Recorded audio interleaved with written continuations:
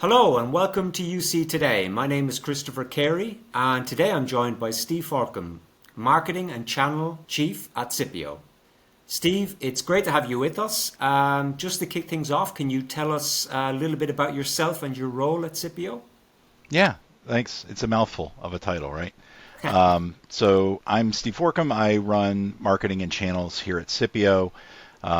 We're a 6-year-old startup, really excited to enter our next growth phase, which for me is building out a channel organization to really accelerate our presence in the channel to assist even more partners with finding new momentum in the unified communication space by offering them the ability to see teams as an opportunity instead of an obstacle that a lot of them find themselves wrestling with. So really excited. We've had some great feedback, and I'm excited to share some of our story. Great. So you had a big event recently. Can you tell hmm us a little bit about that and what came out of that? Yeah, so Fleet Week is our annual, semi-annual, we haven't determined yet, virtual conference. So the name Fleet Week leans into our brand, which is inspired by, our founder lives in Annapolis. It's the home of the U.S. Navy Academy. So a lot of nautical themes within the business. And in the U.S., the U.S. Navy operates Fleet Week across different major cities where the Navy brings the fleet in. They spend a week building goodwill with the community, giving the American citizens the ability to see the military and see what they do and the hardware and such.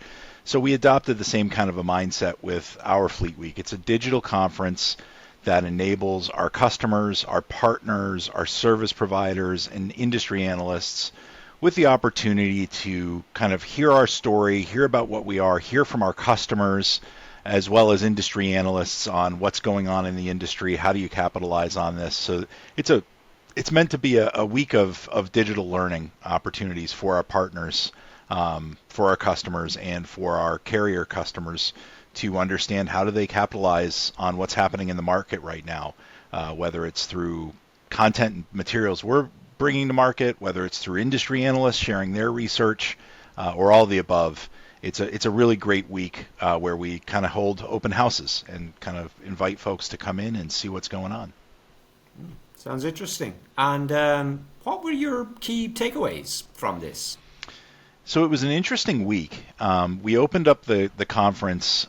We announced that we have expanded support to include Cisco Webex on our platform. So if customers are using Microsoft Teams, Zoom, or now Cisco Webex, we are the cheese for that hamburger. We help them enable communications in those platforms. We're really fast to get started with.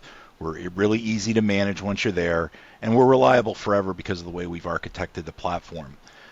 So on the opening day, we had some representatives from Cisco, from Zoom, and from Microsoft join us to talk about their respective platforms, where their customers are seeing value in migrating from legacy telephone systems to their chosen platform that they've already adopted.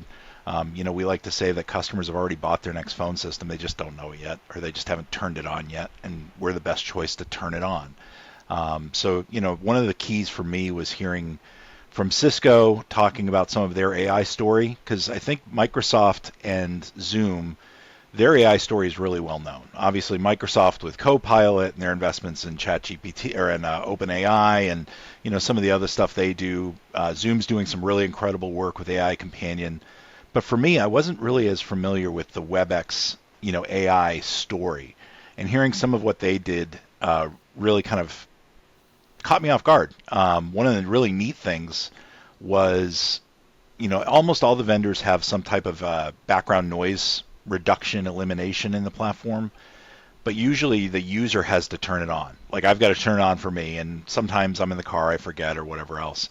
The WebEx platform is just as an example of what they're doing with AI. Enables any user, instead of having, they're in a loud car and they're being noisy, I got to mute them.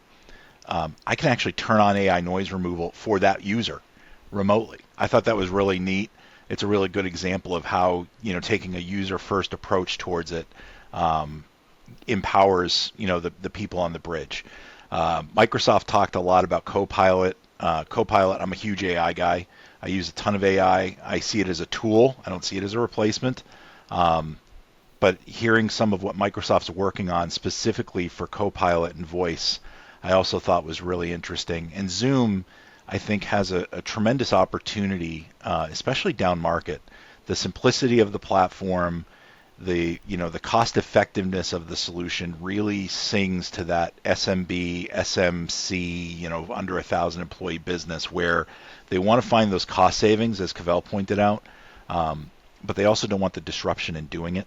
And Zoom's simplicity, I mean, heck, how many grandparents were doing Zoom, virtual Easters during the pandemic without any training? So that type of, experience cascading down to a business gives you the ability to unlock those cost savings that come from moving to these platforms without the disruption to the business on training people on how to, park calls, how to hold calls and whatnot. So that was really a key for us on day one. Day two was Partner Day. Each day has a theme, just like Fleet Week does. And then day three, our final day of the conference, was our Supplier Day. So we invited all of our suppliers to join us to share what they're doing in text messaging, contact center, and a host of other applications.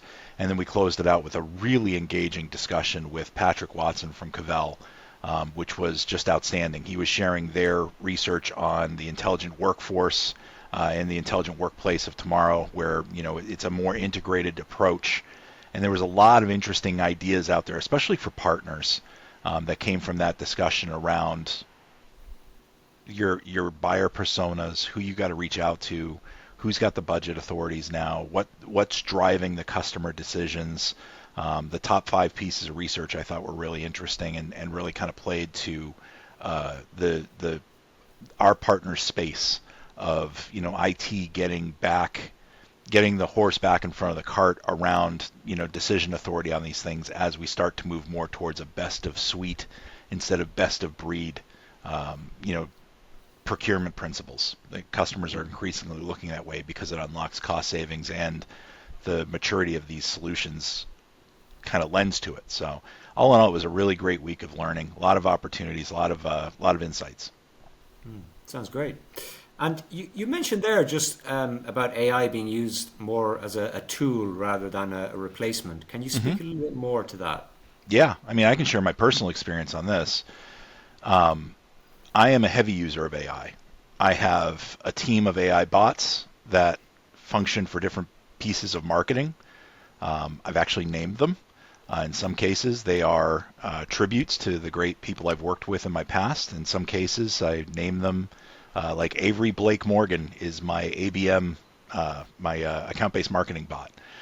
So I've got a whole team of bots. I have literally one-on-one meetings on my calendar for discussions with each of those bots to kind of keep each function of marketing in place. I'm a power user, but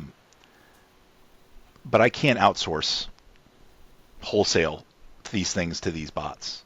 There's still a preponderance of hallucination of, you've got to trust but verify, and verify hard. Because at the end of the day, the way an LLM works is it's basically just a prediction machine based off of what you put in as a prompt. So for example, this one time I was doing some research and it spit back this amazing stat that just was like perfect for the piece I was trying to work on. And I, challenged it to say, all right, I need the source for that because this is just perfect. And then it referenced the Cypio customer, satisfaction survey of 2023 or something. I'm like, wait a minute, we didn't do that. It just made it up, So I think a lot of the folks who talk about agentic AI and, AI taking jobs in today's economy, that's just not the case right now. Is AI an incredibly powerful tool? Absolutely. AI to this modern workforce and the coming workforce is going to be the equivalent of Excel to an accountant back in, the 1980s, 1990s. It's a tool. It's a powerful tool. And it's accelerating its innovation rapidly, as what we heard on day one from all 3 vendors.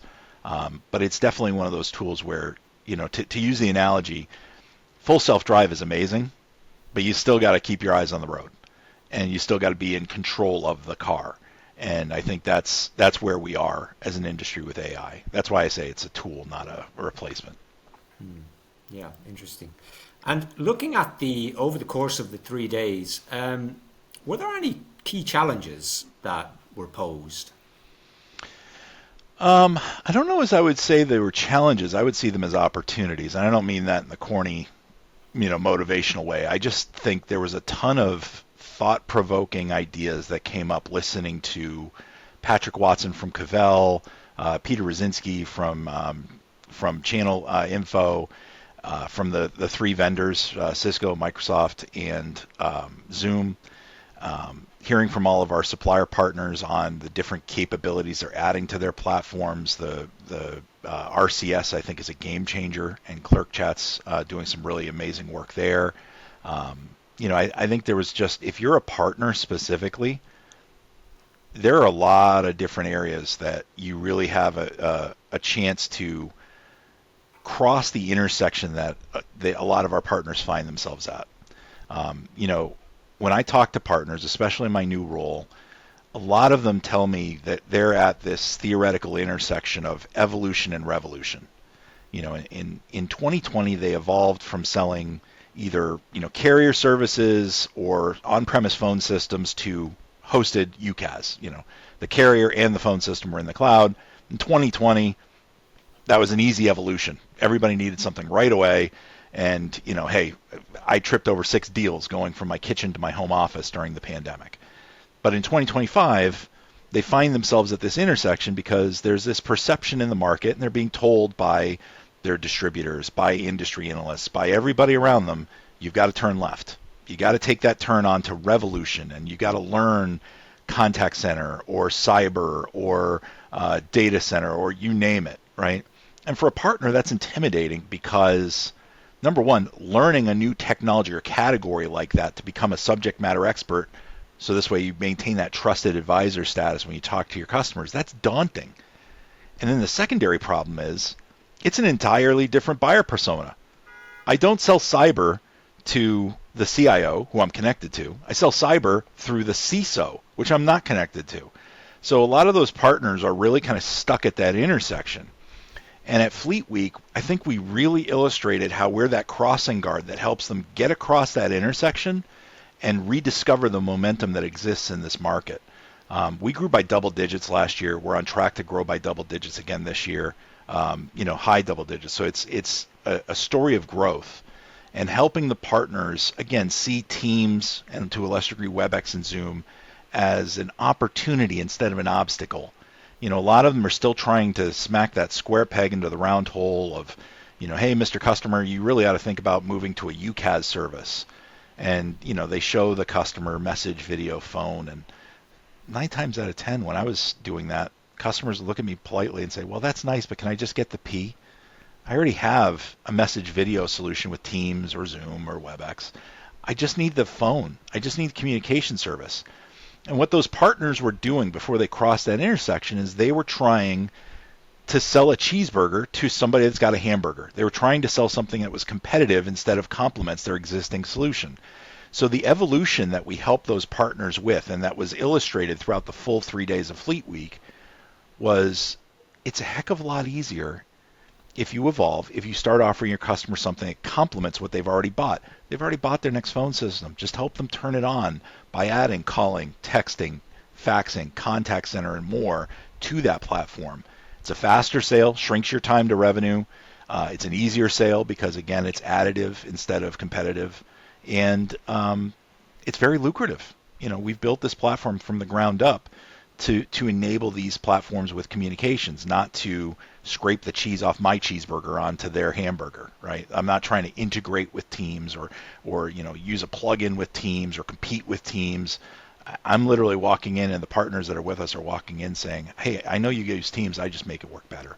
And that really, I think, throughout the 3 days, the research showed from our research, from what they heard from Cavell and Channel Info, whether it was the panel discussions or Peter's training on Tuesday afternoon, I think I walked away with a lot of ideas and opportunities and thoughts, and I know from hearing some of the partners that attended, they did as well. Great.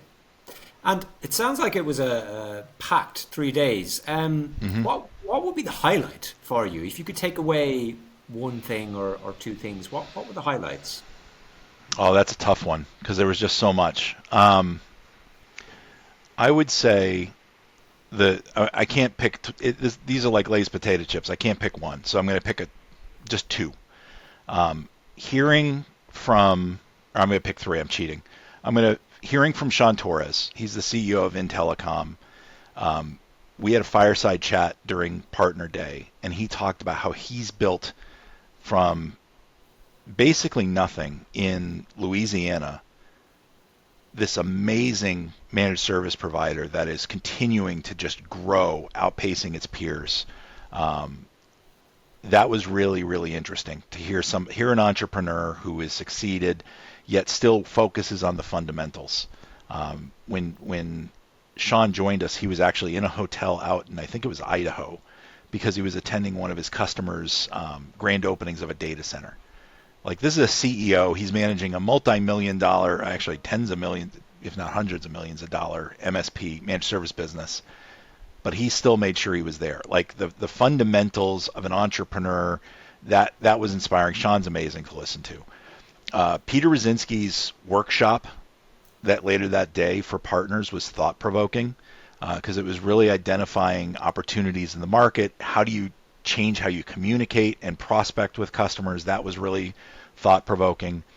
And then the third thing, again, I'm going to cheat, is the final discussion I had with Patrick from Cavell. Patrick and I start talking, and it's a great discussion. And there was a lot of eye-opening things for me, especially for partners who, over the last handful of years have struggled because a lot of the decision-making authority has shifted and kind of decentralized in most customer organizations. Contact center is bought by the contact center now, and there's all this shadow IT. So, some people may buy Slack subscriptions because they prefer Slack over, the old instant messaging thing that the IT group is deployed because they don't have the budget to upgrade it. Cavell's research played into a thesis that because most customers are looking for cost savings and most customers are looking at telecom management, those were two of the top 5 pieces of research. That all lends to, those are the symptoms. The disease is this decentralized decision making. And so a thesis that I floated with Patrick was, doesn't this help partners and help IT leaders? Because now the way to find those cost savings and the way to deal with telecom management is through a more consolidated, centralized approach using best of suite instead of best of breed thinking. Best of breed is a legacy. It's a relic of premise. When you bought this application because it did this, and you bought that application because it did that, and you built this giant IT stack. And in today's world, most of these platforms, whether you use Teams, you use Zoom, you use Webex, they all have almost all of the capabilities that you need in one place. So you don't need a standalone video service because it's built into Teams. You don't need a standalone messaging service like Slack because it's built into Zoom. So a lot of organizations are looking at it as an opportunity to achieve two of their top 5 reasons or pain points with telecom. And that empowers, number one, our customers, because the IT buyer has now got a way to start articulating and achieving those targets for their business by moving towards that best of suite mindset. But number two, for channel partners, that means their buyer persona that they connect to, that CIO, the CTO, they're now regaining decision authority over that entire IT stack, the intelligent workplace, as Cavell calls it. So those to me were my top 3 takeaways from the event. There was a lot more. I'm forcing myself to just say 3, but those were probably the 3 things that I walked away going, I learned something. And I was the one organizing the conference. But even as we were having these discussions, I was learning stuff along the way too. Sounds great. I think that's all we have time for today. But it's been a really good session, and I'd like to thank you, Steve, for joining us today. And if you enjoyed the video, please give us a like and a share on social media, and we'll see you next time. I've been Christopher Kerry for UC Today. Thanks for watching.